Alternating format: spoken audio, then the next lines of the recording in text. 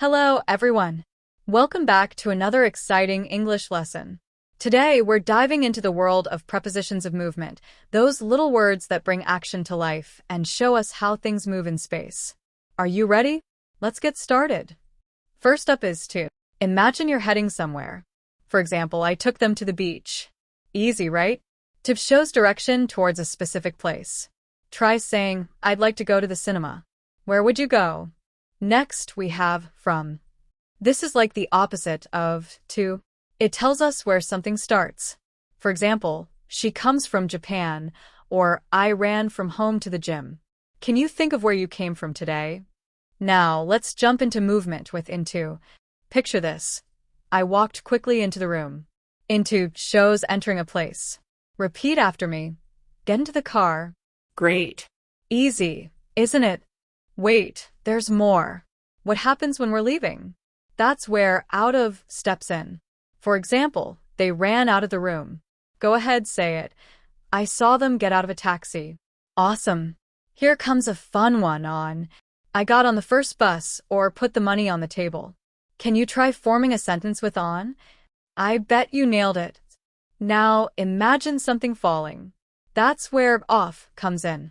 For example, the cat jumped off the table. Poor kitty, huh? Let's try it together. He fell off his bike and got hurt. Remember, always wear a helmet. Next is up and down. Let's climb up the hill. They all went up the hill. And now let's ride down. I rode my bike down the mountain.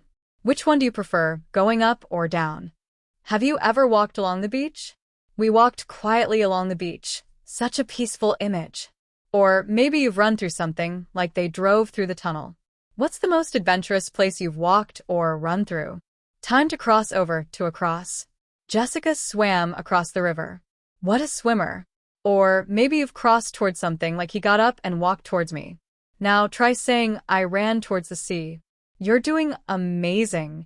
Can you guess what comes next? It's over and under. Think of he jumped over the fence, such a bold move, or we drove under the bridge. Let's say them together. Over, under. Fantastic. And don't forget about around and past.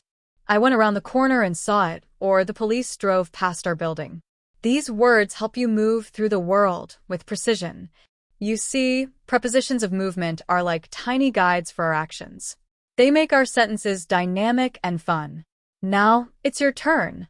Think of your own sentences using these prepositions and share them in the comments below.